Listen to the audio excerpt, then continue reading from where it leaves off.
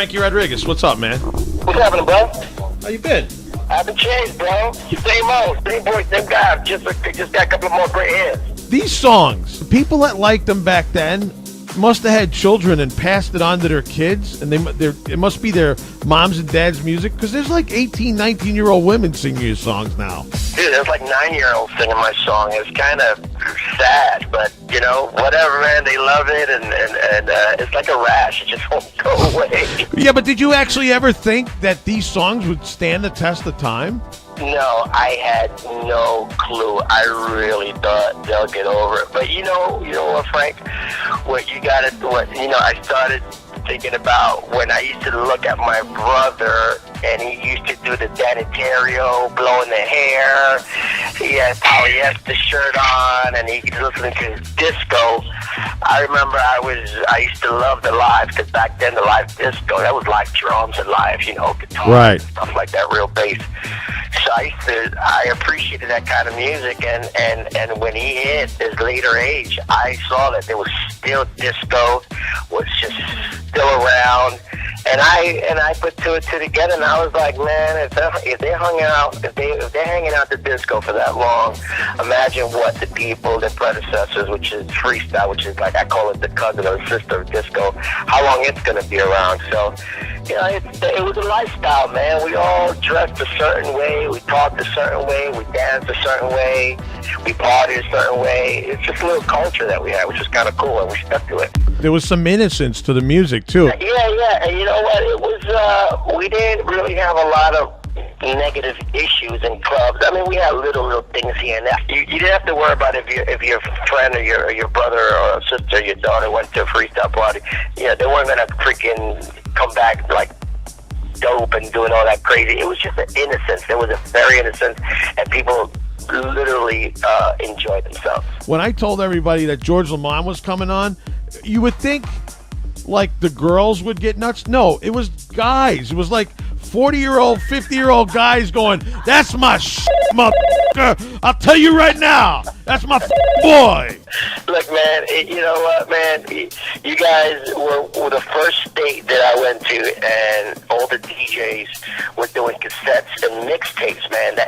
And they were bringing it back to New York, and they would just rap it under some other name, and they were, you guys, as dance, you guys were ahead of the game, man. I tell people, dance, Chicago is like the capital of dance music, man.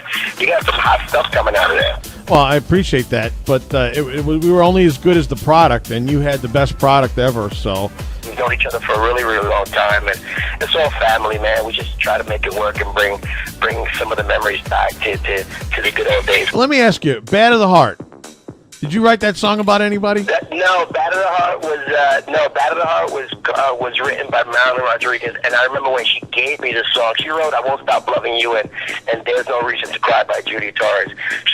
She sent me the song, and I wasn't gonna sing it, and I remember looking at the words, and I remember there was this chick that I wanted to meet, and she was just real ghetto. She was a Latina, but she was one of those young, innocent-looking girls. But the minute you spoke to her, she sounded like Rosie Perez. Right.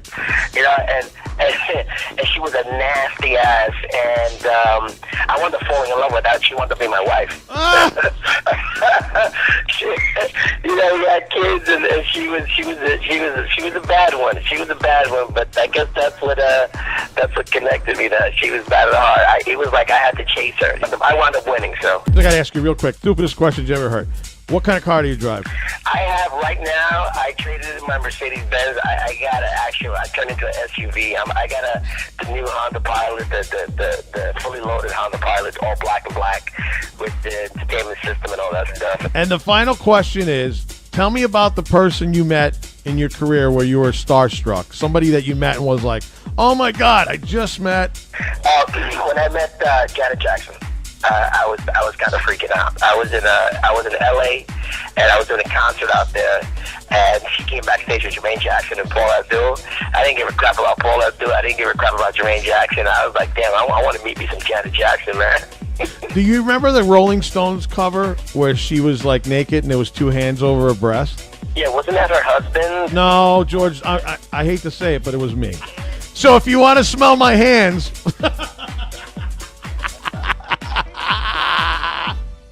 No, I'm good, bro. I'm good. That was a couple of years ago. If you haven't watched it since then, I'm good, bro. Anyway, let's keep it right there, bro. All right, brother. Thank you so much. Have a beautiful day. Tell your family, say hi, and thank you so much for doing that. All right, stay cool, bro. Bye. Hey, what's happening, y'all? This is George LaMond. Peace out, y'all. Out of control.